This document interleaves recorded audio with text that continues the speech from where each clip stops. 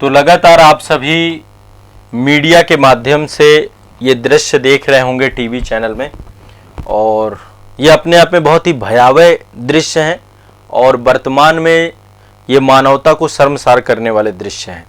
दरअसल जो आप ये दृश्य देख रहे हैं ये फिलिस्तीन के एक भूभाग गाजा पट्टी के हैं। गाजा पट्टी में इस समय इजराइल के द्वारा ऑपरेशन चलाया जा रहा है और गाजा पट्टी में किसी भी प्रकार के युद्ध विराम की स्थिति अभी बनती हुई नहीं दिख रही है।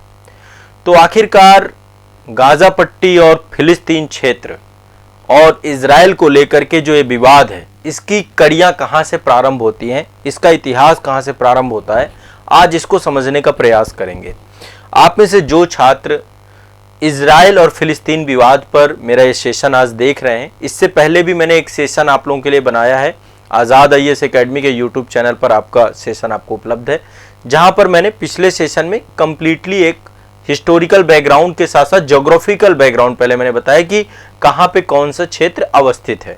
तो ज्योग्राफी पहले पता होनी चाहिए, फिर इतिहास पता होना चाहिए। तो आज के सेशन में मैं कड़ियां जोड़ने का प्रयास करूंगा। मतलब एक बहुत कंफ्यूजन है, बच्चों को नहीं समझ में आता है, क्योंकि ये विश्व इतिहास का मुद्दा है और विश्व इतिहास के साथ साथ एक अंतरराष्ट्रीय कूटनीति का मुद्दा है और निश्चित तौर पे इस पे सारे देश विफल हुए हैं। इसमें इजराइल की गलती है कि फिलिस्तीन की गलती है कि ब्रिटेन की गलती है कि अमेरिका की गलती है या लीग ऑफ नेशन की गलती है कि संयुक्त राष्ट्र संघ की गलती है, इसमें हम बाद में जाएंगे। अभी किसी की गलती नहीं देखना है, पहले न्यूट्रल तरीके से आपको पूरी प्रॉब्लम को समझना है। सिविल सर्विसेज के एस्पिरेंट होने के नाते या फिर आप अपनी आपकी क्यूरियोसिटी, आपकी जिज्ञासा इस मुद्दे को समझने के लिए हम जैसे मीडिया में चल रहा है ना कि बॉल टू बॉल कमेंट्री कर रहे हैं, वैसे नहीं पढ़ेंगे। मैं आपको एक तरीके, एक प्रोसेस से लेकर के चलूंगा और इसको लेकर आपके 2-3-4 सेशन और होंगे, जिसमें मैं कंप्लीट आपका इन डिटेल, इन डेप्थ आपको ये पूरा टॉपिक समझाऊंगा, ताकि आपके दिमाग में किसी प्रकार की डाउट और दुविधा न रह जाए। ठीक है, क्योंकि एक घटना अचानक नहीं घटती है, उसके पीछे कई सारे कारण होते हैं, उसका एक हिस्टोरिकल बैकग्राउंड होता है। तो आज के सेशन में मैं आप सभी को इजराइल फिलिस्तीन संघर्ष का इतिहास बताने जा रहा हूं, समझाने का प्रयास करूंगा, वो कड़ियां जोड़ने का प्रयास करूंगा कि कैसे इस समस्या का जन्म होता है। ठीक है, कहां से इस समस्या का जन्म शुरू होता है, तो हम इसके इतिहास को समझेंगे कि कहां से इसकी शुरुआत होती है।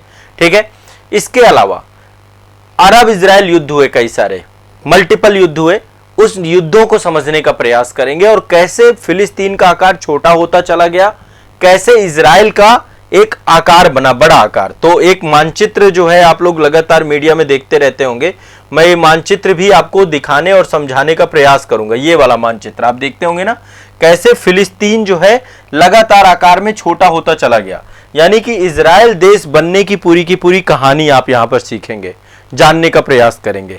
ठीक है, तो पूरा का पूरा यहाँ पे मैं एक एक करके चीजों को समझाऊंगा। थोड़ा सा टाइम दीजिएगा, इत्मीनान से समझने का प्रयास करिएगा।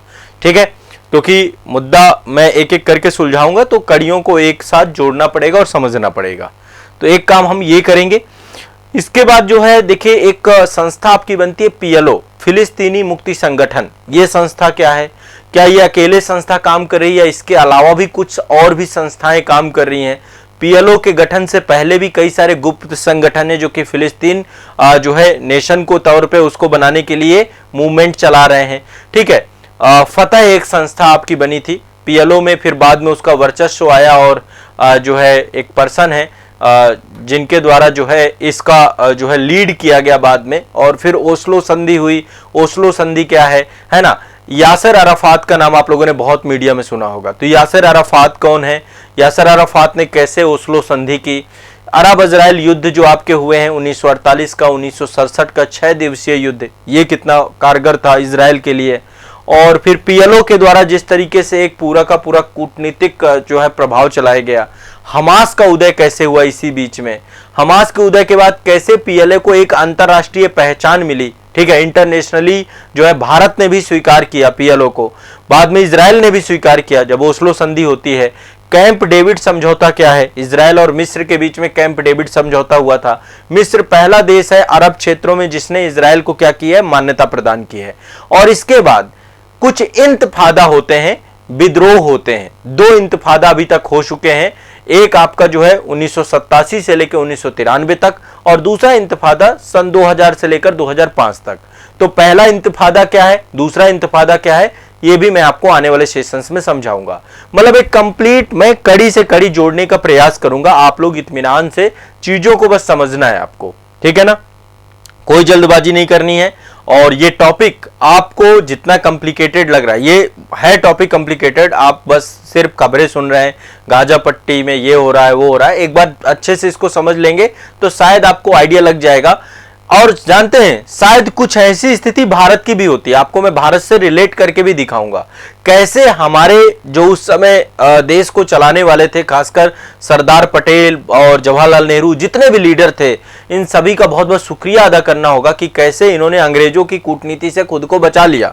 देश का विभाजन हो गया, आज हमें क्लियर है कि ये हमारी बॉर्डर है, ये हमारी बॉर्डर है, ठीक है, विभाजन करके अंग्रेज चले गए। यहां तो उन्होंने ऐसी स्थिति में छोड़ा कि आज तक जो है ये आपस में लड़ रहे हैं, भिड़ रहे हैं। ये स्थिति यहां भी बना के जाना चाहते थे, आपको ये चीज समझ में आएगी बात को, ठीक है। तो चलिए मैं शुरू करता हूं सेशन को, इसके बाद जहां पर भी होगा एक एक करके डिस्कस करेंगे। देखिए, इजराइल फिलिस्तीन की समस्या का जो जन्म होता है, ये जन्म आपका 19वीं सदी के अंत में या 20वीं सदी के प्रारंभ में होता है, ठीक है। 20वीं सदी के आरंभिक अवस्था में ज्यादातर ये समस्या चालू होती है, जब फिलिस्तीन क्षेत्र में, देखिए ये एक रीजन है, फिलिस्तीन रीजन है, ये आप जो येलो कलर से देख रहे हैं ना, ये पहला मैप है, और ये मैप है 1917 का और उसके पहले का। ये पूरी तरीके से जो येलो कलर देख रहे हैं, यहां पर फिलिस्तीन इसको कहा जाता था, फिलिस्तीन क्षेत्र है, ठीक है। अब यहां पे फिलिस्तीन क्षेत्र में बड़ी संख्या में यहूदियों का आगमन होना चालू होता है। जब यहूदी यहां पर आते हैं, आने के बाद बकायदा यहां की जमीनें खरीदी जाती हैं फिलिस्तीनियों से, यहां के लैंड को खरीदा जाता है, और लैंड को खरीदने के बाद यहूदी और अरब आबादी के बीच में तनाव प्रारंभ होना चालू हो जाता है, ठीक है। वैसे भी यहां पर तो देख सकते हैं बहुत छोटे छोटे सेटलमेंट है, बहुत ज्यादा सेटलमेंट नहीं है। इसके बाद आप देखिए मैप में एक चेंज होता है, धीरे धीरे सेटलमेंट की स्थिति ये बनती है। जो ग्रीन कलर से आप देख रहे हैं ये यहूदी आबादी है, और ये जो येलो कलर से देख रहे हैं अरब आबादी है। फिर आप देख रहे हैं ग्रीन पार्ट आपका धीरे धीरे यहां पे बड़ा हो गया, यानी येलो कम हो रहा है, ठीक है। फिर युद्ध हुआ, युद्ध के बाद इजराइल, जितना भी ग्रीन कलर देख रहे हैं ये सारा का सारा इजराइल का हिस्सा है, ठीक है। इजराइल का लगातार विस्तार हो रहा है। तो युद्ध हुआ, युद्ध में इजराइल ने ये हिस्से को क्या किया, अपना हिस्सा बना लिया, जीत लिया। फिर आप देखिए, फिर युद्ध हुआ, फिर इसने अपना हिस्सा बना लिया, फिर युद्ध हुआ, फिर इसने अपना हिस्सा बना लिया। युद्ध होता गया और वर्तमान में इजराइल यहां तक पहुंच गया है। फिर अभी एक युद्ध चल रहा है। क्या ये युद्ध इजराइल चाहता है कि ऐसे युद्ध होते रहें और इजराइल बड़ा होता जाए? आपको पता है अब क्या होगा, इजराइल ये वाले हिस्से को भी कैप्चर कर लेगा। ये हिस्सा भी आप देख रहे हैं ना, ये हिस्सा भी जो गाजा पट्टी का हिस्सा है, वेस्ट बैंक को इजराइल ने पूरी तरीके से कैप्चर कर रखा है। आप देखिए जो सेटलमेंट ऐसा था, यहां पे छोटे छोटे सेटलमेंट, अब यहां पे यहूदी सेटलमेंट बहुत ज्यादा हो चुका है। तो अब वेस्ट बैंक, अभी जो ये हमास ने हमला किया, तो उस हमले पे जो है इजराइल अपना आकार बढ़ाता चला जा रहा है, अब फिर से आकार बढ़ेगा, ये बात तय मान के चलिए। जो मैंने सबसे पहले आपको तस्वीर दिखाई, जो विध्वंस की तस्वीर है, दरअसल वो विस्तार की तस्वीर है, फिर से विस्तार होगा इसमें, ठीक है। गजा के लोग कहां जाएंगे, क्या स्थिति बनेगी, क्या वहां पर जो है प्रशासनिक व्यवस्था बनेगी, उस पर हम बाद में बात करेंगे। अब हम शुरू करते हैं, यहां के इतिहास को लेकर हिस्ट्री को समझने का प्रयास करते हैं। देखिए, मैंने आपको बताया 19वीं शताब्दी के अंतिम समय में या 20वीं शताब्दी के प्रारंभ में यहां पर बड़ी संख्या में यहूदी आने लग गए, ठीक है। यहूदियों का आगमन हुआ, क्योंकि यहूदी अपना इसको मूल स्थान मानते हैं इस जगह को, ठीक है। और जब अरब का जो है यहां पर विस्तार हुआ, अरब का आगमन हुआ, ठीक है, क्योंकि अरब क्षेत्र में इस्लाम का आगमन हुआ, इस्लाम का उद्भव हुआ, तो उनको भी यहां से पलायन करना पड़ा था पहले। लेकिन जब यहां पे इजराइल आए, यहूदी आए इजराइल क्षेत्र में, तो यहूदी आकर के यहां के लैंड एरिया को खरीदना चालू किया उन्होंने, ठीक है। शुरुआत में तो फिलिस्तीन को समझ में नहीं आया, लेकिन धीरे धीरे देखना चालू हुआ कि यहां पर एक नया जो है वर्ग आपका लगातार आता जा रहा है और यहूदी वर्ग यहां पर बढ़ता जा रहा है, ठीक है। निश्चित तौर पे लाजमी था कि आपस में जो है तनाव होना चालू होगा। 1897 में, ध्यान से समझिएगा, कुछ डेटलाइन में यहां पे बताऊंगा। 1897 में फिलिस्तीन के क्षेत्र में यहूदियों का उत्पीड़न प्रारंभ हो गया। इस क्षेत्र में जो यहूदी लोग रहते थे इनका उत्पीड़न होना चालू हो गया। तो इस उत्पीड़न से बचने के लिए यहूदियों के द्वारा एक आंदोलन की शुरुआत की गई जिसे जायोनी आंदोलन कहते हैं। ठीक है, यहां पे एक आंदोलन चालू होता है, जायोनी आंदोलन। किसके द्वारा प्रारंभ किया गया जायोनी आंदोलन? यह आंदोलन प्रारंभ किया गया यहूदियों के द्वारा। ठीक है, ध्यान से समझिएगा, जायोनी मूवमेंट स्टार्ट किया गया। ठीक, अब जायोनी मूवमेंट में यहूदियों को फिलिस्तीन लोगों के विरुद्ध सफलता मिलनी चालू हो गई। ठीक है, और अल्टीमेट गोल यही था कि यहां पर एक इजराइल राज्य की स्थापना की जाए। एक आपका जो है विश्व जायोनी संगठन भी बनाया गया यहां पे। ठीक है, उद्देश्य सिर्फ इतना था कि यहूदियों को सुरक्षा प्रदान की जाए और उनके हितों का संरक्षण किया जाए। तो यहां पे एक जायोनी मूवमेंट स्टार्ट होता है, जैसे आज फिलिस्तीन अपने अस्तित्व की लड़ाई लड़ रहा है, कुछ वैसा ही जो है यहां पर यहूदियों के द्वारा शुरुआती स्तर पर किया गया। इसके बाद आपको पता है वर्ष 1914 में प्रथम विश्व युद्ध चालू हो जाता है। ठीक है, और इसी समय 1917 में कुछ ऐसा होता है जिससे इजरायली खुश हो जाते हैं, यहूदी खुश हो जाते हैं। जब मैं इजरायली शब्द बोल रहा हूं यानी यहूदियों के लिए बोल रहा हूं। दरअसल 1917 में एक प्रॉमिस किया जाता है ब्रिटिश सरकार के द्वारा, बाल्फोर घोषणा की जाती है। थोड़ा सा इसको समझने का प्रयास करते हैं कि बाल्फोर घोषणा पत्र है क्या। यह घटनाक्रम है 1917 का। ठीक है, 2 नवंबर 1917 को ब्रिटिश सरकार के द्वारा, ब्रिटिश शासक के द्वारा एक ऐसा घोषणा पत्र तैयार किया जाता है जो केवल 1 पेज का डॉक्यूमेंट था, और इस डॉक्यूमेंट को बाल्फोर डिक्लेरेशन कहते हैं। ठीक है, इसमें क्या की जाती है, एक घोषणा की जाती है। क्या घोषणा की जाती है कि हम यहूदियों के लिए एक राष्ट्र बनाएंगे। समझिए, हम एक राष्ट्र बनाएंगे आपका यहूदियों के लिए।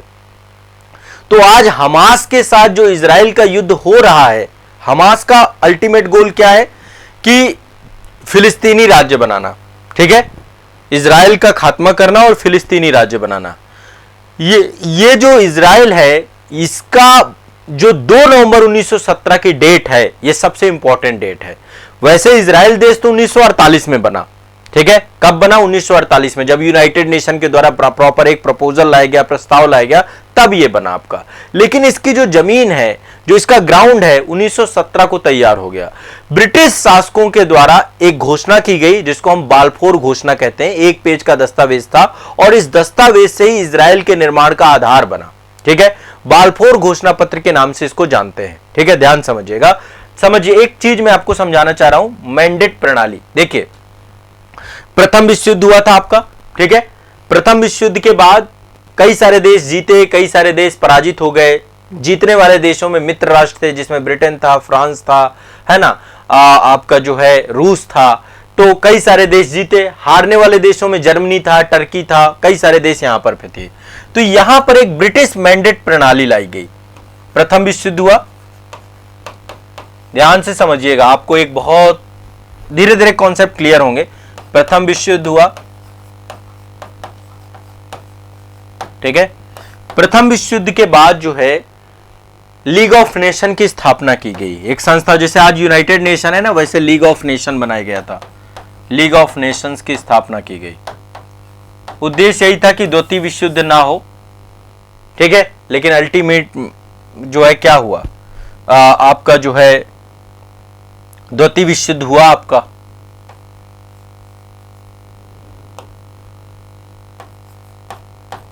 ठीक है, लीग ऑफ नेशन की स्थापना की गई आपका। ठीक है, अब जब लीग ऑफ नेशन बना तो इसके द्वारा एक मैंडेट प्रणाली लेकर के लाई गई।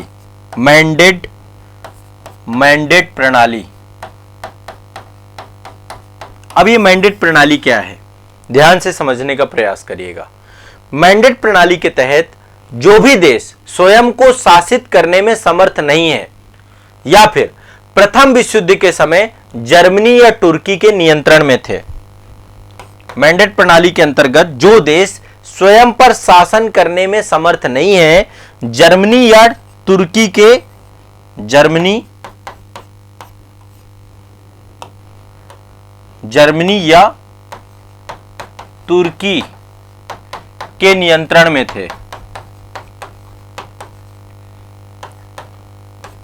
में थे, उन पर लीग ऑफ नेशन या आगे चल के यूनाइटेड नेशन जो बाद में बना आपका यूनाइटेड नेशन द्वितीय विश्व युद्ध के बाद, तो लीग ऑफ नेशन उनको गोद ले लेगा और उनकी देखभाल करेगा। ध्यान से समझिएगा, जो उस समय क्योंकि जर्मनी और तुर्की दोनों पराजित हो गए थे, तुर्की में ऑटोमन साम्राज्य था आपका, तो ये जो है यदि कोई भी देश जो है अपने ऊपर शासन करने में समर्थ नहीं होगा तो जर्मनी या तुर्की के नियंत्रण वाले क्षेत्रों को लीग ऑफ नेशन क्या करेगा, अपनी गोद ले लेगा।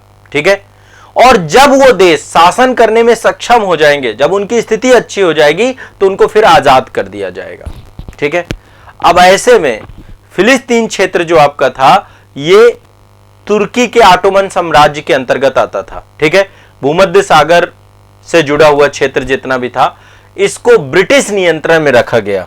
अब ऐसे में तुर्की का फिलिस्तीन क्षेत्र कहां रखा गया, फिलिस्तीन।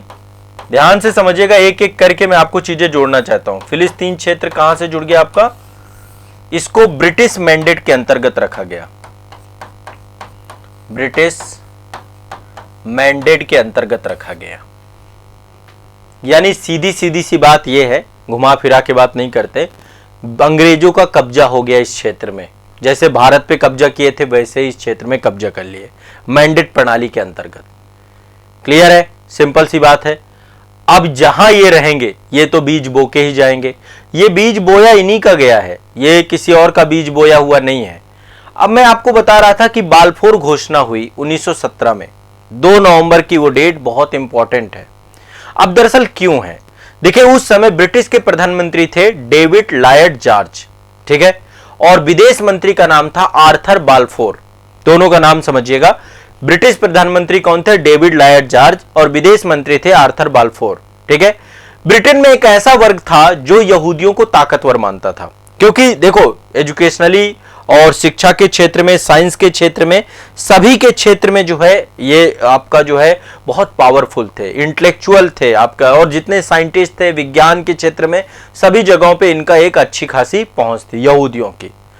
तो ब्रिटेन को ऐसा लगा, मतलब ब्रिटेन में एक ऐसा वर्ग था जो यहूदियों को ताकतवर मानता था, तो उनको ऐसा लगा कि यहूदियों के लिए भी एक देश होना चाहिए, क्योंकि उस समय यहूदी पूरी तरीके से बिखरे हुए थे विश्व के भिन्न भिन्न क्षेत्रों में। अब इनका मूल स्थान फिलिस्तीन वाला क्षेत्र था।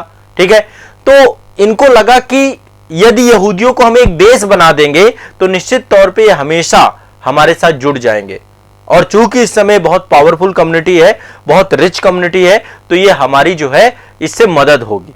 ठीक है, हमें एक सपोर्ट मिलेगा इनसे। तो उस समय ब्रिटिश प्रधानमंत्री जॉर्ज के द्वारा जो ये निर्णय लिया गया, उनके विदेश मंत्री आर्थर बाल्फोर ने क्या किया, बोला कि ठीक है, ओवरऑल मतलब उद्देश्य यही था कि युद्ध में हम इनका इस्तेमाल कर पाएंगे, यहूदी चूंकि उनके प्रति हमेशा क्या हो जाएंगे, रेडी हो जाएंगे।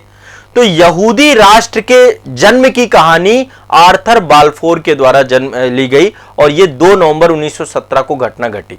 ठीक है, एक पत्र तैयार किया गया और इस पत्र को तैयार करके ये पूरा का पूरा बाल्फोर घोषणा पत्र जारी किया गया। क्लियर है, स्पष्ट है।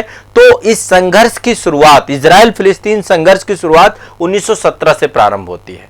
ठीक है, जब ब्रिटिश विदेश मंत्री आर्थर जेम्स बाल्फोर के द्वारा बाल्फोर घोषणा पत्र लेकर के आया गया, तो शुरुआत होती है बाल्फोर घोषणा पत्र से। सभी लोगों को क्लियर होता जा रहा है। देखो एक एक चीज क्लियर करेंगे, मैं कोई भी चीज छोड़ूंगा नहीं। बाल्फोर एक विदेश मंत्री थे, बाल्फोर घोषणा पत्र, इसमें एक प्रॉमिस किया गया कि हम एक यहूदियों के लिए राष्ट्र बनाएंगे। ठीक है, उनके लिए क्या करेंगे, एक जो है उनके लिए नेशन होम का कॉन्सेप्ट दिया गया। 2 नवंबर 1917, यहां से मैं आपकी कहानी शुरू कर रहा हूं, इसके पीछे का बैकग्राउंड फिर देखेंगे। ठीक है, तो यहां पे एक नेशन होम के निर्माण की बात की गई, ब्रिटेन के द्वारा आधिकारिक तौर पे समर्थन किया गया। निश्चित तौर पे आपको पता है कि जो है यहूदी वर्ग बहुत खुश हो जाएगा इससे। ठीक है, क्योंकि उनको भी अपना जो है एक राष्ट्र के तौर पे चीजें मिलेंगी, वो भी अपने सपने सजोने लग गए। और अंततोगत्वा आप यहां पर समझिएगा कि जो गैर यहूदी समुदाय था, खासकर फिलिस्तीन वाले क्षेत्र पे, उनके लिए कोई चिंता व्यक्त नहीं की गई, और जो है अरब और यहूदी हिंसा को समाप्त करने में अब वहां पे क्या किया गया, जब बाल्फोर घोषणा पत्र हुआ तो इसकी जगह चुनी गई फिलिस्तीन। फिलिस्तीन जो इनका होम स्टेट था, फिलिस्तीन। लगातार इनको जो है यहूदियों को कहा गया कि आप इस क्षेत्र में जाइए, जा करके लैंड खरीदिए और अपनी बसावट को बढ़ाइए। धीरे धीरे इनको बसाना चालू किया गया और पूरे विश्व भर से यहूदी समुदाय यहां पर आकर के जो है पहुंचने लग गया। ठीक है, सिंपल सी बात है। अब जब यहां पर यहूदी समुदाय पहुंचा तो धीरे धीरे तनाव बढ़ने चालू हो गए। फिलिस्तीनी और यहूदियों के बीच में आपस में तनाव होना चालू हो गया।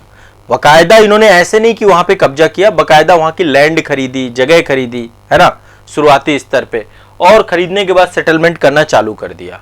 ठीक है, अब जब अरब और यहूदी हिंसा प्रारंभ हो गई, जैसे आपने भारत में भी देखा, जब उस समय अंग्रेज थे यहाँ पे, तो इनके द्वारा भारत पाकिस्तान द्विराष्ट्र सिद्धांत का जो कॉन्सेप्ट रखा गया, ये तो हमारे नेता बहुत दूरदर्शी थे, जिनके द्वारा तत्कालीन परिस्थितियों को भांपते हुए द्विराष्ट्र सिद्धांत को स्वीकार कर लिया गया। नहीं तो ये वही हालत करते जो आज यहां पर चल रही है स्थिति। ठीक है, क्लियर है। अब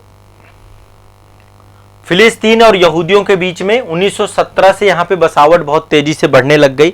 ये मैप आपको दिखाता है कि 1917 में स्थिति कुछ ऐसी थी। 1917 में जब यहां पे बसावट होने लग गई तो आपस में तनाव होने लग गया, आपस में तनाव की स्थिति बन गई, हिंसा की स्थिति बन गई। आए दिन यहां पे हिंसा और तनाव लगातार बढ़ता चला गया। ब्रिटेन पूरी तरीके से असफल हुआ इस तनाव को रोकने में।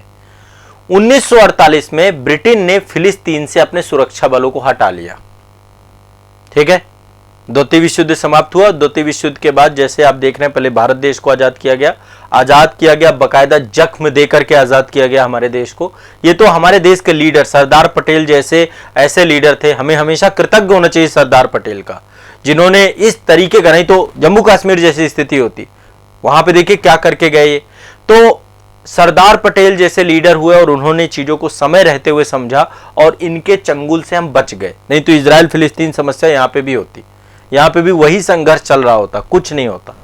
ये पूरा का पूरा जख्म इन्होंने दिया। तो 1948 में इन्होंने अपनी पूरी सुरक्षा बलों को हटा लिया। ठीक है, अब अरब और यहूदी अपने अपने राष्ट्र के दावों का समाधान कर रहे थे। यहूदी कह रहे थे हमारा देश है, अरब कह रहे थे हमारा देश है।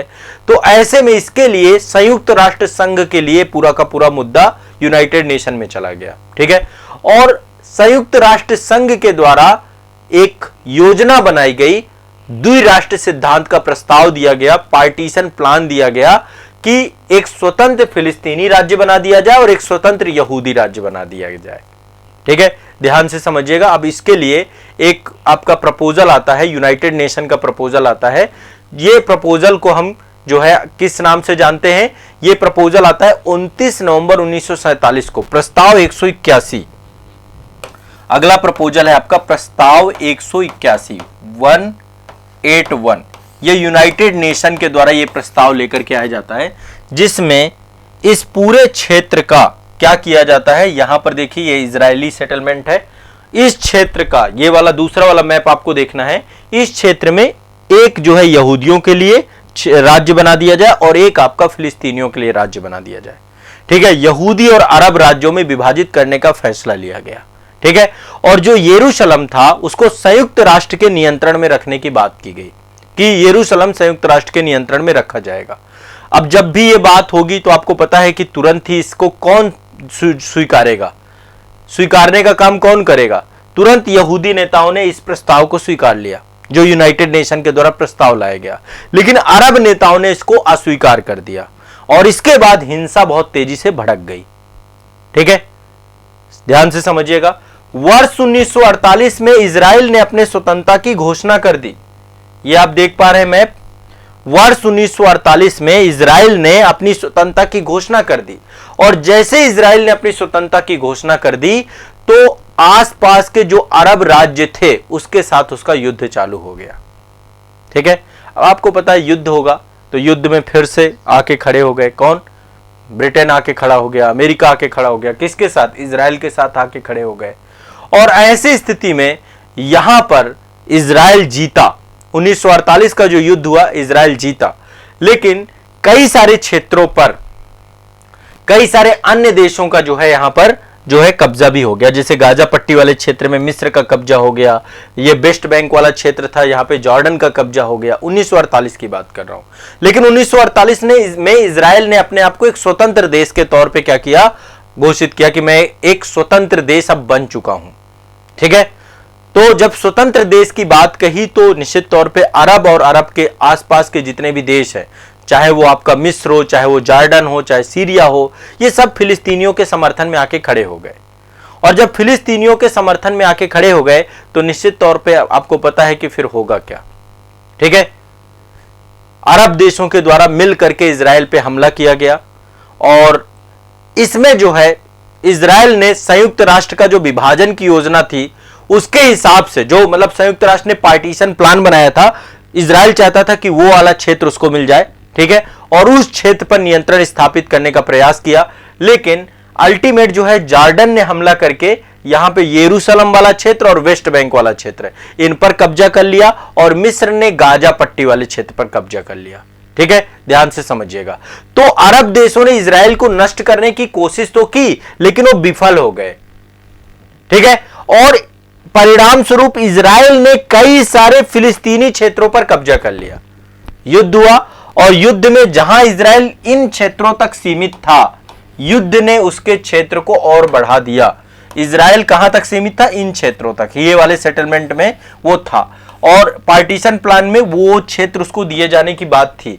लेकिन युद्ध हुआ और युद्ध के बाद उसने अपना विस्तार कर लिया फिलिस्तीनी क्षेत्रों को। और आपको पता है फिर क्या होगा, बड़े स्तर पर पलायन होगा यहां से। ठीक है, बड़े स्तर पर यहां से पलायन होगा, फिलिस्तीनी दूसरी जगहों पे जाएंगे और फिलिस्तीनी राज्य का गठन नहीं हो पाया।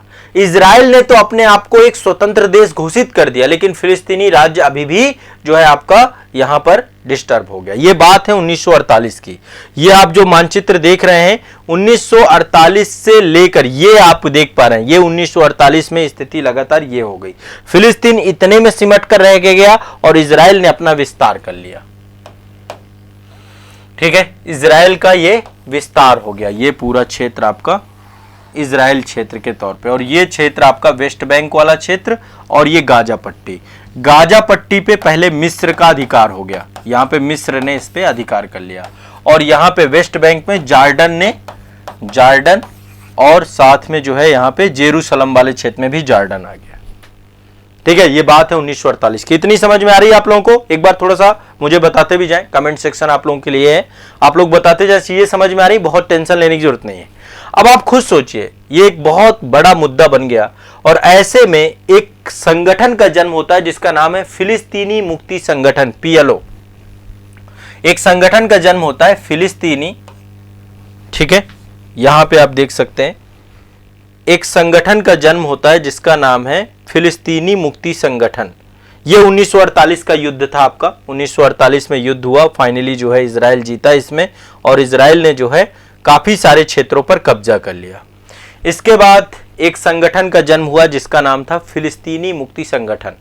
ठीक है, दरअसल 1964 में 1964 में एक बैठक बुलाई गई। कहां पे बैठक बुलाई गई? मिस्र में, काहिरा राजधानी जो है वहां पर एक बैठक बुलाई गई, अरब शिखर सम्मेलन हुआ। ठीक है, और उसी अरब शिखर सम्मेलन में, इसमें अरब देश सारे इकट्ठे हुए, अरब शिखर सम्मेलन हुआ, शिखर सम्मेलन हुआ। मिस्र की राजधानी कहां पर? काहिरा में। मिस्र पूरी तरीके से फिलिस्तीन के समर्थन में था और इस शिखर सम्मेलन में PLO का जन्म हुआ। PLO का मतलब है फिलिस्तीनी मुक्ति संगठन। ठीक है, इसका जन्म हुआ। ठीक है, अब ये इसमें कई सारे फिलिस्तीनी समूह जुड़ते चले गए। ठीक है, PLO में फिलिस्तीन में जितने भी राजनीतिक संगठन थे सारे इसमें जुड़ते चले गए। ठीक है, और कुछ समय बाद PLO जो है फिलिस्तीनी लोगों का एकमात्र प्रतिनिधि होने का दावा भी करने लग गया। शुरुआत में इसके नेता के नाम था अहमद सुकैरी। ठीक है, शुरुआती नेता कौन थे इसके? अहमद सुकैरी, अहमद सुकैरी। अब देखिए, फिलिस्तीन आपने देखा ही कि 1948 के युद्ध के बाद फिलिस्तीन में जो है उसका आकार भी छोटा हो गया। अब फिलिस्तीन राज्य बनाने की एक घटक थे। मेन उद्देश्य इनका यही था कि भैया इजराइल को खत्म किया जाए, फिलिस्तीन को राज्य बनाया जाए। ठीक है, पीएलओ ने 1968 में एक अपना चार्टर, 1964 में इसका निर्माण हुआ, 1968 में इसने अपना एक चार्टर घोषित किया जिसमें इसने अपना उद्देश्य बताया, अपने सिद्धांत बताए। ठीक है, इसमें इन्होंने बताया कि एक स्वतंत्र फिलिस्तीनी राज्य का निर्माण करना, ठीक है, एक पूर्ण फिलिस्तीनी राज्य का निर्माण करना और इजराइल का विनाश करना। तो पीएलओ का जो फाउंडेशन था ना, वो युद्ध पे था कि भैया हमें युद्ध करना है और इजराइल को पूरी तरीके से समाप्त करना है। आज हमास का भी यही अल्टीमेट जो है गोल है, हमास भी यही लेकर के चल रहा है।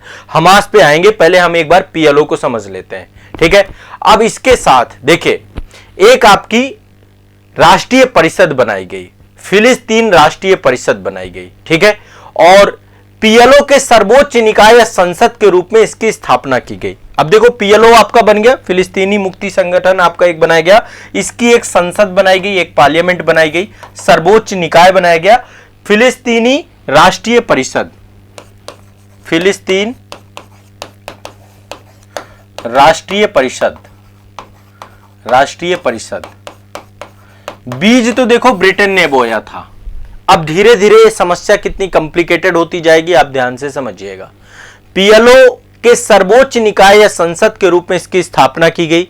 पीएलओ गतिविधियों के प्रबंधन के लिए एक कार्यकारी समिति का गठन किया गया। क्या बनाया गया? एक कार्यकारी संगठन बनाया गया। ठीक है, प्रारंभ में जो है यहां पर आपको पता होगा कि जो आपका ये एक आपकी फिलिस्तीन राष्ट्रीय परिषद बनाई गई, इसमें जो है कई सारे नागरिक प्रतिनिधि जुड़े, जैसे वेस्ट बैंक के प्रतिनिधि जुड़ गए, जॉर्डन के प्रतिनिधि जुड़ गए, फारस की खाड़ी से जुड़े हुए जितने भी राज्य हैं उन क्षेत्रों के भी कई सारे प्रतिनिधि जुड़ गए। ठीक है, और 1968 में कई सारे गुरिल्ला संगठन भी जुड़ गए। यहां पर गुरिल्ला संगठन जो कि फिलिस्तीन राज्य को लेकर के जो है प्रयास कर रहे थे। अब यहां पे एक बात और क्लियर कर देना चाहता हूं मैं आपको कि पीएलओ के अलावा जो आपका पीएलओ संगठन है, पीएलओ के अलावा भी कई सारे संगठन थे जो लगातार प्रयास कर रहे थे फिलिस्तीन को इजराइल से आजाद करने के लिए।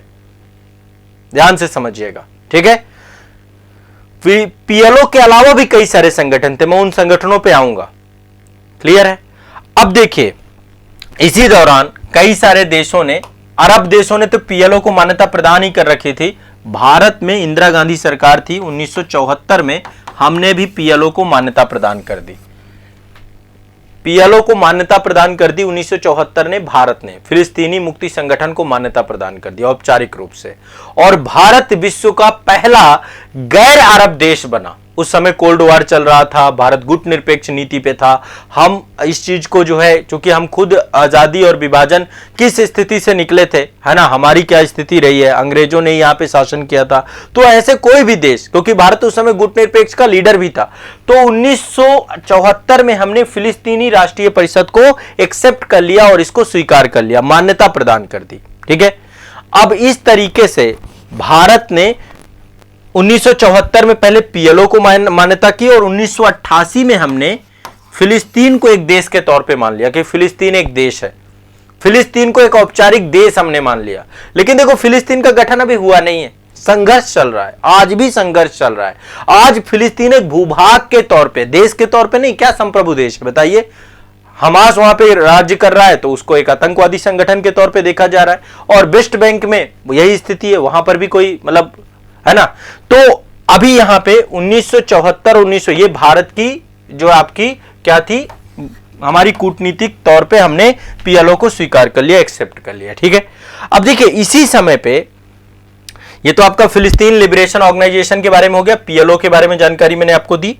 इसी समय पे एक और संगठन का जन्म हुआ, ये पीएलओ का जो है आपका प्रतीक था, एक और संगठन का जन्म हुआ इजराइल में। ठीक है, ये गुरिल्ला संगठन था, कई सारे गुरिल्ला संगठन थे, मैं अभी कई सारे संगठनों के नाम लूंगा। फिलिस्तीन नेशन लिबरेशन मूवमेंट, ये आप देख पा रहे हैं, ये जो आप मैप देख रहे हैं ये वाला, ये आपका कौन सा है, फिलिस्तीन नेशनल लिबरेशन मूवमेंट। इसको शॉर्टकट में फतह कहा जाता है, फतह, इसकी बहुत बड़ी भूमिका है। अभी मैं ओस्लो सम्मेलन वगैरह बताऊंगा। सबको चीजें समझ में आनी चाहिए। देखो, बहुत कठिन है मामला ये, क्योंकि कई सारी घटनाओं को आपस में जोड़ करके आज वर्तमान तक पहुंचना है, और मैं चीजों को क्रमवार ही समझाता हूं। मेरा काम यही है कि आपको चीजें आसान भाषा में क्रमवार समझ में आए। ठीक है, तो एक और संगठन बना आपका फतह। ठीक है, ये एक आपका गुप्त संगठन था, गुरिल्ला युद्ध पद्धति से जुड़ा हुआ था, गुरिल्ला युद्ध पद्धति कर रहा था। ठीक है, मतलब एक तरीके से ये भी फिलिस्तीन के निर्माण को लेकर के काम कर रहा था। ठीक है, फिलिस्तीन नेशनल लिबरेशन मूवमेंट के नाम से था। ठीक है, और वेस्ट बैंक वाले क्षेत्र में अपना ये प्रभाव ज्यादा स्थापित किए हुए था, वेस्ट बैंक वाले क्षेत्र में ये आपका बना हुआ था। ठीक है, इसके लिए एक बात आती है यहां पे, ओस्लो शांति समझौता। देखो यूनाइटेड नेशन ने क्या कहा, यूनाइटेड नेशन ने कहा कि भैया 2 राष्ट्र बन जाने चाहिए, एक यहूदियों के लिए इजराइल बन जाए और एक फिलिस्तीनियों के लिए जो है आपका अलग से देश फिलिस्तीन बन जाए। ठीक है, 2 राज्य समाधान, 2 स्टेट सोल्यूशन जो है यूनाइटेड नेशन ने दिया। ठीक है, अब देखिए फतह में 1960 के दशक में फतह के साथ साथ अन्य कई सारे और संगठन थे। एक तो पीएलओ तो था ही, पीएलओ एक बड़ा संगठन के तौर पे था जो कि अरब राष्ट्रों के द्वारा बनाया गया। इसके अलावा popular front the liberation of फिलिस्तीन एक संगठन ये था, एक आपका डीएफएलपी था, the democratic front for liberation फिलिस्तीन, ऐसे करके कई सारे आपके संगठन बन गए। ठीक है, पीएफएलपी जीएस करके, ऐसे कोई सीरिया का समर्थन है, किसी को ईरान का समर्थन है, किसी को इराक का समर्थन है, किसी को जो है आपका मिस्र का समर्थन है, ऐसे करके कई सारे छोटे छोटे और संगठन बन गए। एक संगठन आपका फतह था। ठीक है, और इन सभी की विचारधाराओं में एक ही चीज थी कि हमें फिलिस्तीन को स्वतंत्र कराना है। ठीक है, 1969 में 1969 में फतह के एक नेता थे जिनका नाम था यासर अराफात। ये नाम बहुत इंपॉर्टेंट है, यासर अराफात। इनको नोबेल प्राइज भी मिला है, क्यों मिला है मैं बताऊंगा आपको। फतह के एक लीडर थे यासर अराफात। ठीक है, ये पीएलओ के कार्यकारी समिति के अध्यक्ष बने। देखो ये जितने भी संगठन बने थे सब जाकर के पीएलओ में जुड़ गए। ठीक है, जितने भी गुरिल्ला संगठन थे सब पीएलओ के साथ जुड़ते चले गए। तो फतह संगठन के यासर अराफात जो है पीएलओ के कार्यकारी समिति के अध्यक्ष बनाए गए। ठीक है, और जो फिलिस्तीनी राष्ट्रीय आंदोलन के उसके प्रमुख बन गए कि जो फिलिस्तीनी मुक्ति संगठन है उसको लेकर के ये हेड ऑफ बन गए। ठीक है, अब यहां पर आप समझिए, यहां पर यासर अराफात जो आपके थे, इनके द्वारा द्विराष्ट्र सिद्धांत को मान्यता देने की दिशा में काम किया जाने लगा। अब इसको लेकर के हम बाद में समझने का प्रयास करेंगे कि ये क्यों चाहते थे ऐसा। देखो, जो कई सारे इसके अंदर इस संगठन के अंतर्गत अब कई सारी विचारधाराएं आ गई पीएलओ के अंतर्गत। जो आपकी पीएलओ है, मैंने आपको बताया कई सारे संगठन उभर के सामने आए। पीएलओ का तो जन्म किसके द्वारा किया गया, अरब राष्ट्रों के द्वारा किया गया, पीएलओ बनाया गया। ठीक है, फिलिस्तीनी मुक्ति संगठन आपको बनाया गया और इसके अंतर्गत कई सारे संगठन जितने भी फिलिस्तीन के सारे जुड़ते चले गए। तो यहाँ पे कई सारी राजनीतिक विचारधाराएं जुड़ गई, कई सारी आपसी मतभेद हो गए उसकी यहाँ पर। ठीक है, जो गुरिल्ला संगठन थे जो युद्ध कर रहे थे वो कोई भी ऐसा राजनीतिक समझौता करने के लिए स्वीकार नहीं थे जिसमें फिलिस्तीन को एक पूर्ण राज्य ना बनाया जाए। और जो शरणार्थी हैं, जो फिलिस्तीन के लोग यहां से दूसरे देशों में चले गए थे, उनको वहां पर उनकी मातृभूमि में वापसी शामिल हो, तो वो कोई ऐसा समझौता नहीं करना चाहते थे। ठीक है, उनका एक उद्देश्य था। ठीक है, और वो ये भी चाहते थे कि एक ऐसा गैर सांप्रदायिक राज्य स्थापित किया जाए जहां पे यहूदी, ईसाई और मुस्लिम में समानता बनी रहे। मैं अभी इस पे बाद में आऊंगा कि जेरूशलम का क्या महत्व है, क्या इंपॉर्टेंस है, मैं बाद में नेक्स्ट सेशन में आपको समझा दूंगा। ठीक है, अब इधर इजराइलियों का क्या उद्देश्य था। इजराइल के लोग ये कहते थे कि भैया यहूदियों के लिए राष्ट्र है, इजराइल आपका बन चुका है, यहूदियों का यही कहना था। ठीक है, और इसी पे वो लगातार कार्य कर रहे थे। तो उन्होंने पीएलओ को एक आतंकवादी संगठन के तौर पे देखा। ठीक है, पीएलओ के प्रति इनकी क्या थी कि एक आपका आतंकवादी संगठन है जो हिंसा का सहारा ले रहा है। ठीक है, और ये यहूदी इजराइल को नष्ट करने के लिए बनाया गया है कि इजराइल को नष्ट कर दो, इजराइल को खत्म कर दो पूरी तरीके से। और इसी के एवज में एक दूसरा युद्ध होता है 1967 में, 1967 में एक और युद्ध होता है आपका। 1967 में एक और युद्ध होता है। ये वाली तस्वीर आप देख रहे हैं,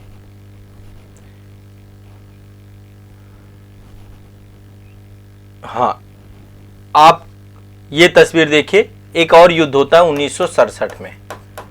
इसमें कई सारे अरब राष्ट्र एक साथ आ जाते हैं। ठीक है, कई सारे अरब राष्ट्र, मिस्र होता है, सीरिया होता है, जॉर्डन होता है, इनकी एक संयुक्त सेना पूरी की पूरी हमला कर देती है इजराइल के ऊपर 1967 में। इसको 6 दिवसीय युद्ध के रूप में भी जाना जाता है। 6 दिवसीय युद्ध के रूप में भी जाना जाता है।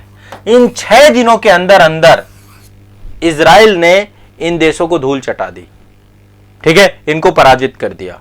और पराजित नहीं किया बल्कि यरूशलेम में, वेस्ट बैंक में, गोलन हाइट में, सीरिया से गोलन हाइट छीन लिया, मिस्र से गाजा पट्टी छीन ली, मिस्र से सिनाई प्रायद्वीप छीन लिया, जितने भी इन देश थे, जॉर्डन से वेस्ट बैंक छीन लिया, इन सभी क्षेत्रों को छीन लिया। फिर एक और युद्ध और फिर विस्तार, ठीक है। फिर इन्होंने युद्ध किया, इजराइल जीता और इजराइल ने फिर अपने आप के विस्तार को, आकार को बढ़ा लिया, ठीक है। जैसे इजराइल जीता तो आपको पता है कि फिलिस्तीनियों का फिर से पलायन चालू हो जाएगा।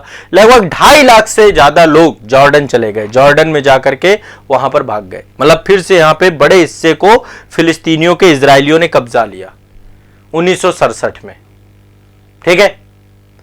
अब जो ये वेस्ट बैंक है, यरूशलेम है, यहां पर अब इजराइल ने बड़ी संख्या में यहूदियों को बसाना चालू किया। पूरे विश्व भर में जहां पर भी यहूदी समुदाय हैं, ठीक है, उन सभी को यहां पर जो है आकर के बसाना चालू किया, ठीक है। 1967 के युद्ध ने अरब देशों की दुर्बलता को उजागर कर दिया, ठीक है। और इजराइल की यहां पर रणनीतिक तौर पे, क्योंकि इजराइल ने क्या किया, गाजा पट्टी पर अधिकार कर लिया, ठीक है। गाजा पट्टी के बाद वेस्ट बैंक पे अधिकार कर लिया, सिनाई प्रायद्वीप पे अधिकार कर लिया, गोलन हाइट्स पे अधिकार कर लिया, सारे क्षेत्रों पे। यहां पर गोलन हाइट्स है, ठीक है, ऊपर ये यहाँ पे ये ना गोलन हाइट्स है, ये आपका वेस्ट बैंक है, ये आपका गाजा पट्टी है। पिछले सेशन में मैंने इसीलिए बताए थे ये सारी चीजें, ज्योग्राफिकल चीजें, ठीक है। यहां पर 1967 के युद्ध में सबसे घातक चीजें हुई, ठीक है।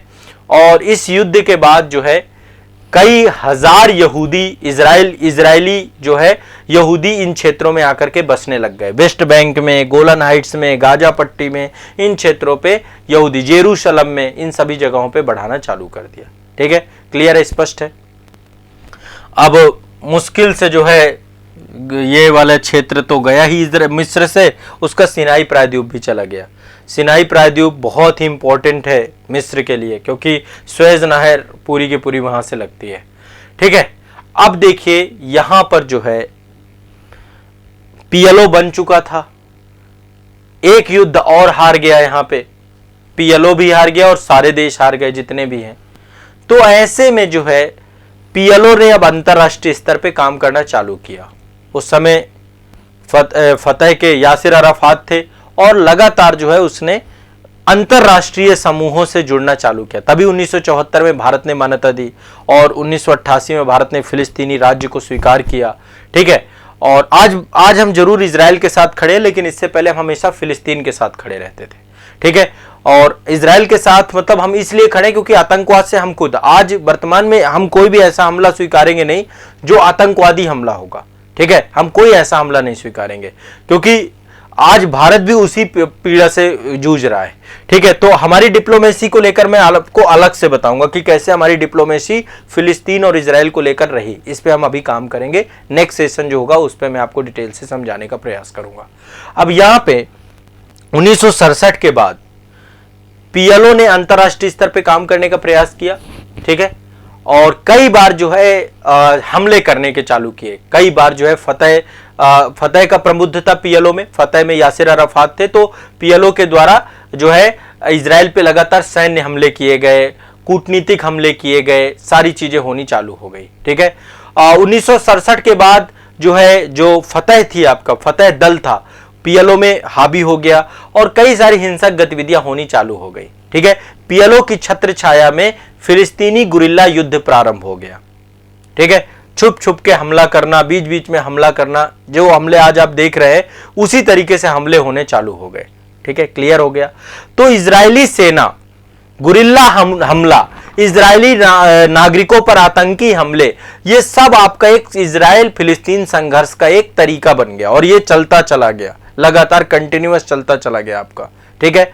अब इसी समय पे आतंकवादी संगठन हमास का भी उदय होता है, जो आज वर्तमान में हमास है, जिसने अभी हमला किया, 5000 रॉकेट दाग दिए आज, जिसके कारण से गाजा पट्टी पूरी तरीके से फिर से इजराइल इन्वेड करने जा रहा है। तो ऐसी स्थिति पे हमास का जन्म भी इसी टाइम पीरियड पे हुआ।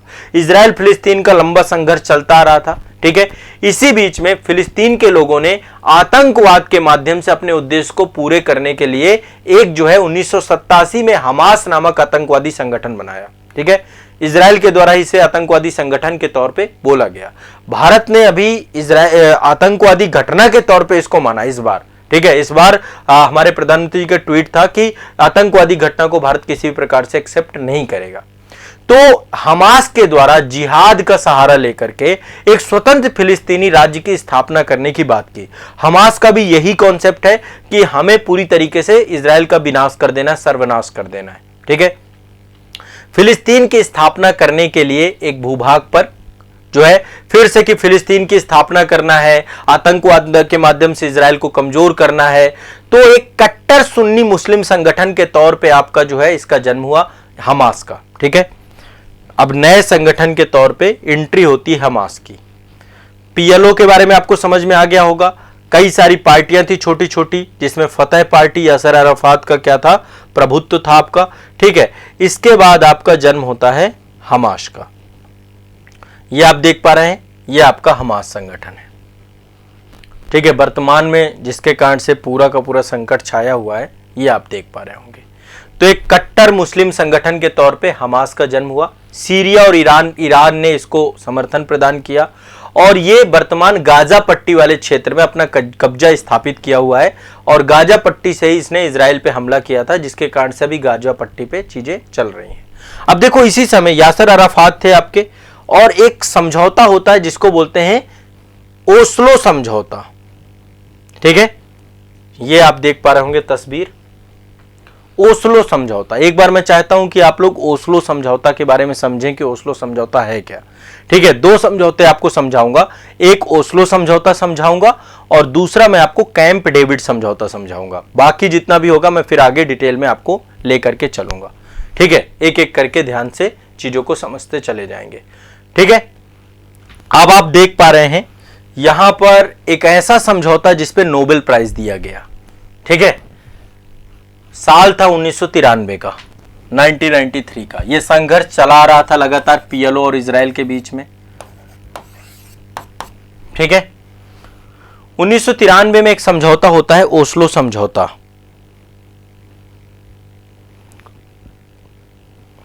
ठीक है। अभी देखते हैं उस पे, अभी आएंगे कि भारत का क्या रुख है, भारत किस तरीके से इस मुद्दे को देखता है, अभी उस पे आएंगे। 13 सितंबर 1993, 1993 ये आपकी डेट होती है। ये जो है आपका इजराइल और फिलिस्तीन के बीच में सुलह करने के लिए एक रास्ता अपनाया गया। इसके तहत देखो, पीएलओ और इजराइल के बीच में कई दौर की मुलाकातें हुई, वार्ताएं हुई और यह हुआ कि इस समस्या का समाधान करते हैं और इजराइल और फिलिस्तीन के बीच रिश्ते सुधारने की सहमति बनी। और इसी दौरान 10 सितंबर को, देखिए कितना बड़ा डिप्लोमेटिक चेंज आता है, 10 सितंबर को कई चरण की वार्ताओं के बाद इजराइल के द्वारा भी पीएलओ को मान्यता प्रदान कर दी गई, फिलिस्तीनी मुक्ति संगठन को मान्यता प्रदान कर दी गई, ठीक है। इजराइल ने बहुत बड़ा ये फैसला लिया, ठीक है। और पीएलओ को फिलिस्तीन का आधिकारिक प्रतिनिधि माना कि मैं यदि बात करूंगा तो पीएलओ से करूंगा, ठीक है। और फाइनली 13 सितंबर 1993 को ओस्लो में एक साइन हुए, एक सिग्नेचर हुए, ठीक है। व्हाइट हाउस का लॉन है, अमेरिकी राष्ट्रपति बिल क्लिंटन पीछे दिख रहे हैं, ठीक है, यहीं पर मौजूद थे। और इस समझौते के तहत मतलब इन दोनों देशों ने कुछ ऐसा किया कि अब हम शांति प्रक्रिया अपना के चलेंगे, हम आपस में बातचीत करेंगे, ठीक है। और हम जो है कोशिश करेंगे कि इजराइल और फिलिस्तीन एक अलग अलग देश बन जाए। इस दिशा में इन्होंने काम करने की बात की, ठीक है। और इन्होंने जो है इस समझौते को लेकर कि आने वाले कुछ ही समय बाद इस समझौते को हम लागू कर देंगे। तो शांति समझौता था आपका ये कि अब हम आपस में युद्ध नहीं करेंगे, हम इजराइल और फिलिस्तीन देश को मान्यता प्रदान करेंगे, आपस में हम करेंगे। क्लियर, स्पष्ट है। अब ये जब समझौता हुआ तो इस समझौता ने पूरे विश्व में हलचल लाके खड़ी कर दी, ठीक है। और इसके तहत यासर अराफात, आप देखिए यासर अराफात, और इस समय इजराइल के प्रधानमंत्री थे रॉबिन, है ना, इत्कार रॉबिन नाम था, और विदेश मंत्री शोमेन परेज, ये थे आपके इत्कार रॉबिन, यासर अराफात ये हैं, ये आपके इत्कार रॉबिन है, और उधर विदेश मंत्री खड़े हैं आपके शोमेन परेज। 1994 में इनको इस शांति समझौता के लिए नोबेल प्राइज दे दिया गया, नोबेल शांति प्राइज दिया गया, ठीक है। 10 दिसंबर 1994 को तीनों को नोबेल विजेताओं की लिस्ट में चुना गया। देखिए तीनों नोबेल प्राइज के साथ आपको दिख रहे हैं, क्योंकि ये बहुत बड़ी, मतलब इतना लंबा संघर्ष चला रहा था, फाइनली जो है इनके कारण से शांति समझौते में कन्वर्ट हो गया, ठीक है। लेकिन जब ये समझौता हुआ तो इजराइल में भी एक गुट बन चुका था, इजराइल में एक ऐसा गुट बन चुका था जिसको ये लगता था कि यदि फिलिस्तीन स्टेट बनेगा, राज्य बनेगा, तो जिन बस्तियों में वो रह रहे हैं हो सकता है उसे छोड़ करके उनको जाना पड़े, ठीक है। और वो एक राइट विंग था इजराइल में, जो ये कभी नहीं चाहता था कि पीएलओ के साथ कोई भी समझौता हो। पीएलओ को आतंकवादी संगठन मानते थे।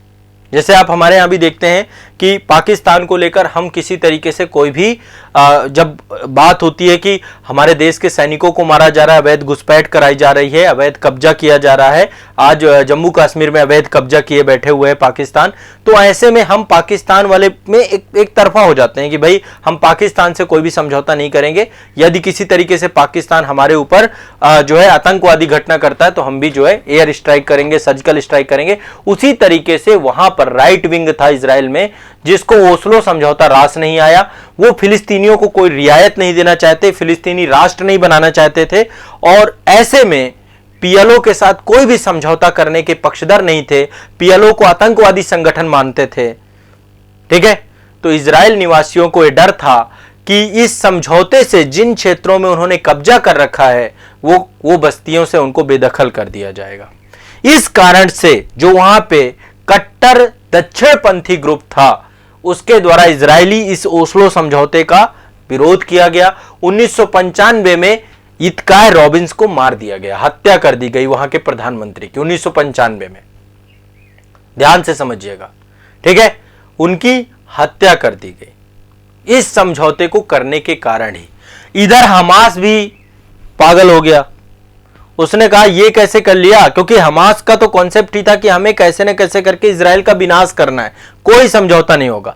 तो हमास और कई सारे ऐसे संगठन जो कि गुरिल्ला पद्धति से जुड़े हुए थे, उन्होंने इस्लामिक जिहाद फिलिस्तीनी संगठन पीएलओ के ओस्लो समझौते का विरोध कर दिया। उन्होंने कहा कि भैया हम 2 स्टेट नेशन नहीं चाहते, हम चाहते हैं कि फिलिस्तीनी एक राष्ट्र बने।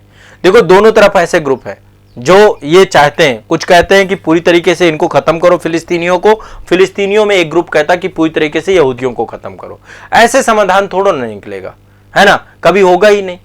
तो 2 स्टेट सॉल्यूशन की वजह से हमास को लगता है कि फिलिस्तीनी शरणार्थी अपनी उस भूमि में नहीं पहुंच पाएंगे जो उनका होम स्टेट था, जहां पे वो रहते थे, ठीक है, जिसको 1948 में इजराइल ने कब्जा लिया है, ठीक है। तो ओस्लो शांति समझौते का इनके द्वारा भी विरोध किया गया, जो फिलिस्तीनी संगठन थे बहुत सारे, और यहूदियों के द्वारा भी विरोध किया गया, और इसके परिणाम स्वरूप इनकी हत्या कर दी गई।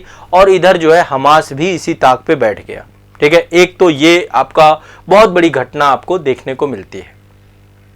समझ में आ रहा है सभी को? एक बार बताएं, ओस्लो में तो कोई दिक्कत नहीं है आपको, ओस्लो समझौते में तो कोई समस्या नहीं है, बहुत सिंपल सा है।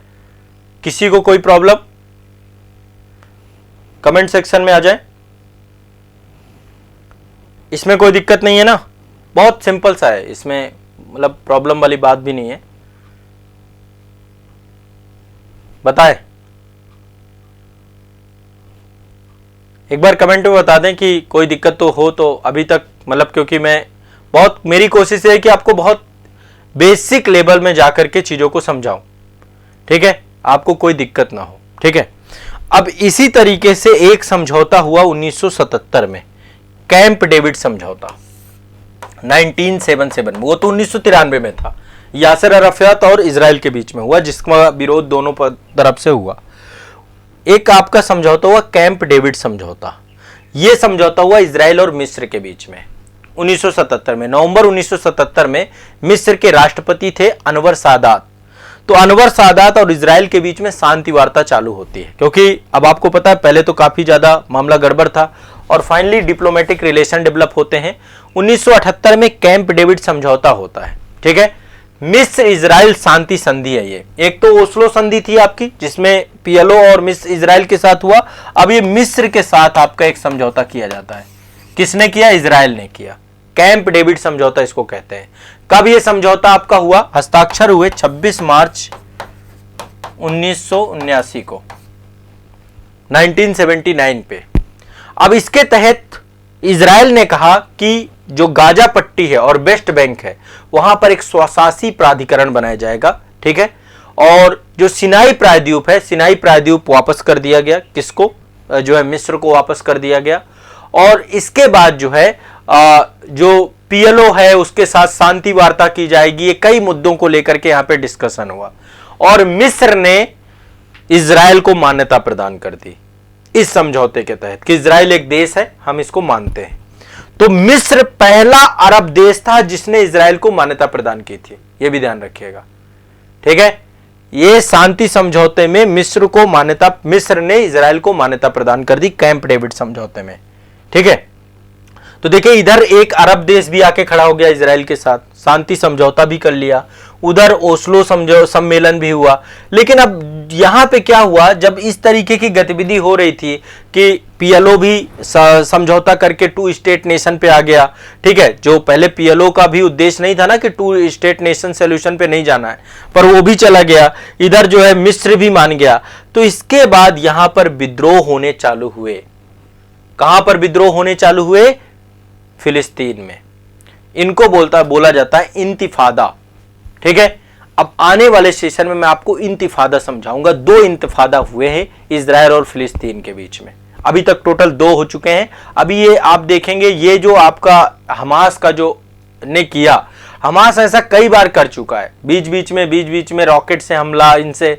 अब इजराइल की सुरक्षा प्रणाली भी बहुत अच्छी है, आयरन डोम जैसे सिस्टम है। इस बार जो इसने किया, इस कारण से पारा हाई हो गया इजराइल का और स्थिति कुछ इस तरीके से पहुंच गई, ठीक है। तो पहला इंतिफादा आपका जो था, पहला विद्रोह जो था 1987 से लेकर 1993 तक चला। दूसरा इंतिफादा सन 2000 से लेकर 2005 तक चला। अब इंतिफादा क्या है? पहला इंतिफादा, दूसरा इंतिफादा, ओस्लो शांति सम्मेलन मैंने आपको बता ही दिया, ठीक है। इसको लेकर के भी मैं बीच में फिर से डिस्कशन कर दूंगा और आपको कैंप डेविड भी बता दिया, ठीक है। अब आगे क्या स्थिति रही, किस तरीके से संघर्ष चला और वर्तमान तक कैसे स्थिति पहुंची, नेक्स्ट वीडियो में हम समझने का प्रयास करेंगे। अभी तक मैंने आपको सिर्फ यह समझाने का प्रयास किया कि कैसे 1948 में इजराइल एक स्वतंत्र राष्ट्र बनता है, ठीक है। अरब राष्ट्रवाद और यहूदी राष्ट्रवाद का जो पूरा का पूरा मुद्दा है वो कैसे डेवलप होता है, किस तरीके से अरब देशों के द्वारा इजराइल पे हमला किया जाता है 1967 में और इजराइल के द्वारा अपना विस्तार कर लिया जाता है। और इसके बाद कई सारे समझौते, आपस में संघर्ष, ये स्थिति बनती चली जाती है। पीएलओ भी लगातार प्रयास करता है कि किसी तरीके से जो है समस्या को समझाया जाए, लेकिन अंतोगत्वा ये समस्या सुलझती नहीं है, आज भी नहीं सुलझी है। कंडीशंस बहुत बदतर है। अब देखो ये जो पूरा का पूरा युद्ध हुआ है ना, इजराइल और हमास के बीच में जो युद्ध चल रहा है, अब चाहिए कि हमें जो है इस समस्या का समाधान निकाल देना चाहिए। अब ऐसे नहीं होना चाहिए कि युद्ध के बाद फिर से संघर्ष विराम कर लो, खत्म बात। अब बकायदा फिलिस्तीनी राज्य का गठन कर देना चाहिए इजराइल को। अब जो हो पाना बड़ा मुश्किल है, इसमें बकायदा विश्व के सभी देशों को सामने आना चाहिए और आकर के इस समस्या का जड़ से समाधान करना चाहिए। इसका एक ही सोल्यूशन है, द्विराष्ट्र सिद्धांत, जो कि इजराइल पहले मानता था। इजराइल के उस पक्ष को, उस वर्ग को समझना होगा कि इसका यदि समाधान नहीं किया गया तो ये आने वाली पीढ़ियां, आने वाले समय में ये नासूर बना रहेगा। और इजराइल आसपास अरब देशों से घिरा हुआ है और ऐसे में जो है इस समस्या का समाधान करना, और ये फिलिस्तीन के लोगों को भी समझना होगा। इस पे हम आएंगे, सोल्यूशन क्या होगा इस पे, इसका एक व्यवहारिक सोल्यूशन समझने का प्रयास करेंगे, ठीक है। तो ये जो है आपका अभी तक का एक डेवलपमेंट है। आगे के सेशन में आगे मैं चीजों को समझाऊंगा, ठीक है। चलिए, कुछ समझ में आया एक बार मुझे कमेंट सेक्शन करके बताइए।